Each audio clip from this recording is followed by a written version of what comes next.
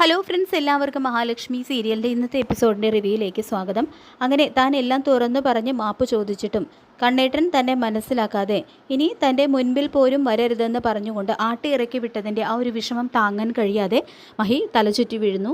അനന്തവും ലേഖയും ഉടനെ തന്നെ മഹിയെ ഹോസ്പിറ്റലിൽ എത്തിക്കുന്നുണ്ട്. തോമസ് ഡോക്ടറെ അനിയത്തിയായ എലിസബത്താണ് മഹിയെ നോക്കുന്നത്. കണ്ണനെ പോലെ ഒരാളുടെ ഭാഗത്ത് നിന്ന് ഇങ്ങനെയൊന്നും പ്രതീക്ഷിച്ചില്ലെന്നും വർഷങ്ങൾക്ക് മുൻപ് അച്ഛൻ്റെ മരണരഹസ്യം ആ കുട്ടി മറച്ചു വെച്ചിട്ടുണ്ടാകാം. പക്ഷേ ഇപ്പോൾ സ്വന്തം ഭാര്യയുടെയും കുഞ്ഞിൻ്റെയും ജീവനാണ് അപകടത്തിലാകാൻ പോകുന്നത് എന്നെല്ലാം തോമസ് ഡോക്ടറോട് പറയുന്നുണ്ട് ഡോക്ടർ എലിസബത്ത്. മഹാലക്ഷ്മിക്ക് സീരിയസ് ആണെന്ന് കണ്ണനെ എത്രയും പെട്ടെന്ന് അറിയിക്കണമെന്നും ഇപ്പോൾ കണ്ണൻ്റെ പ്രസൻസാണ് മഹാലക്ഷ്മി കൂടുതൽ ആഗ്രഹിക്കുന്നതെന്നും ഡോക്ടർ പറയുന്നു.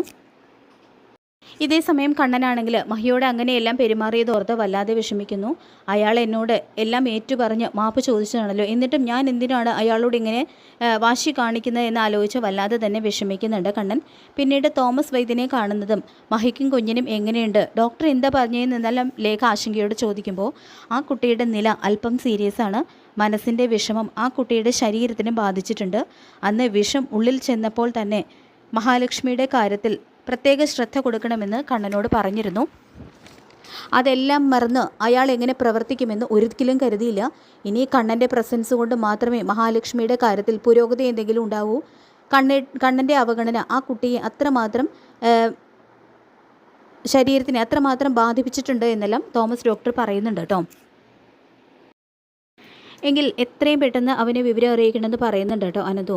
തുടർന്ന് തോമസ് സാറ് കണ്ണനെ വിളിക്കുന്നു. സാറിൻ്റെ കോള് കാണുന്നതും എന്താ സാറെന്ന് കണ്ണൻ ചോദിക്കുമ്പോൾ ഞാൻ പറയുന്നത് താൻ ശ്രദ്ധിച്ച് കേൾക്കണം. തൻ്റെ ഭാര്യ ഇവിടെ ഹോസ്പിറ്റൽ അഡ്മിറ്റാണ്, ഐസിയുവിലാണ്. ആ കുട്ടിയുടെ നില അല്പം സീരിയസ് ആണ്. ഇനി തന്നെ കൊണ്ട് മാത്രമേ തൻ്റെ ഭാര്യയുടെയും ആ കുട്ടിയുടെ വയറ്റിൽ കിടക്കുന്ന തൻ്റെ കുഞ്ഞിൻ്റെയും കാര്യത്തിൽ എന്തെങ്കിലും ചെയ്യാൻ പറ്റൂ എന്ന് തോമസ് സാറ് പറയുന്നുണ്ട്. വരാൻ പറ്റുമെങ്കിൽ വരാൻ നോക്കാനും വൈദ്യൻ കൂട്ടിച്ചേർക്കുന്നു. ഇത് കേട്ട് ആകെ വല്ലാതാവുന്നുണ്ട് കേട്ടോ കണ്ണൻ.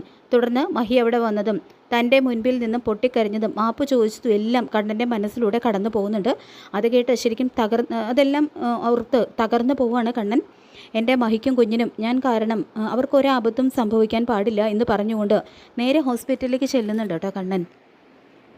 ഇതേ സമയം അനന്തവും ലേഖയും തോമസ് സാറും ഒക്കെ ആണെങ്കിൽ കണ്ണൻ വരും എന്നുള്ളൊരു പ്രതീക്ഷയിൽ തന്നെ ഇരിക്കുകയാണ്. അങ്ങനെ കണ്ണൻ വരുന്നതും അനന്തുവിന് കണ്ണനോട് ആ ദേഷ്യം ശരിക്കും നിയന്ത്രിക്കാനായിട്ട് കഴിയുന്നില്ല.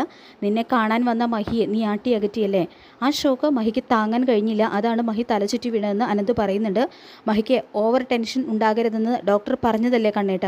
കണ്ണേട്ടൻ്റെ വാശിയും വൈരാഗ്യവും ഒക്കെ മഹിയുടെ പ്രസവം കഴിഞ്ഞിട്ട് ആകാമായിരുന്നല്ലോ.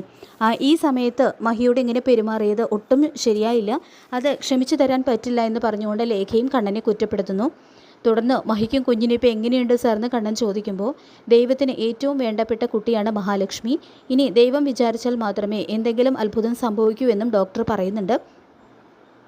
ഇതേ സമയം ആ കുട്ടിയുടെ ശ്വാസഗതി സാധാരണ നിലയിലേക്ക് വന്നിട്ടില്ല എന്നും അത് കുഞ്ഞിനെയും ബാധിക്കാൻ സാധ്യതയുണ്ടെന്നും ഡോക്ടർ പറയുന്നത് കേട്ട് ശരിക്കും തകർന്നു പോവാണ് കേട്ടോ കണ്ണൻ. എനിക്ക് അയാളെ ഒന്ന് കണ്ടാൽ കൊള്ളാമെന്നുണ്ടെന്ന് കണ്ണൻ പറയുന്നുണ്ടെങ്കിലും മഹിയെ കാണാനായിട്ട് ഡോക്ടർ കണ്ണന് അനുവാദം നൽകുന്നില്ല. ഇതേ സമയം കണ്ണന് ഒറ്റപ്പെട്ട സ്ഥലത്തെ അയ്യപ്പ ക്ഷേത്രത്തെക്കുറിച്ച് ഓർമ്മ വരുന്നുണ്ട്. മഹിക്കും കുഞ്ഞിനും ഒന്നും വരരുത്തരുത് എന്ന് പ്രാർത്ഥിക്കാനായിട്ട് അവിടേക്ക് ചെല്ലുന്നുണ്ട് കേട്ടോ കണ്ണൻ. ഇതേ സമയം കണ്ണനെ ഞെട്ടിച്ചുകൊണ്ട് നമ്മുടെ സിദ്ധിയായിട്ടുള്ള അമ്മയെ അവിടെ വെച്ച് കണ്ണൻ കാണുന്നുണ്ട്. തുടർന്ന് ലക്ഷ്മി മോള് മോൻ്റെ അച്ഛൻ്റെ അപകടത്തിന് അന്ന് സാക്ഷിയായിരുന്നു എന്നുള്ളത് ശരിയാണ്, അല്ലാതെ വേറൊരു തെറ്റും മനഃപൂർവ്വം ആ കുട്ടി മോനോട് ചെയ്തിട്ടില്ല. മോനോടെന്നല്ല, ആരോടും ഒരു തെറ്റും ചെയ്യാനായിട്ട് ആ കുട്ടിയെ കൊണ്ട് കഴിയില്ല. തുടർന്ന് ഞാൻ മോന് സമ്മാനിച്ച ആ അയ്യപ്പ വിഗ്രഹമാണ് ഇപ്പോൾ ലക്ഷ്മി മോളുടെ കയ്യിലിരിക്കുന്ന അയ്യപ്പ വിഗ്രഹം.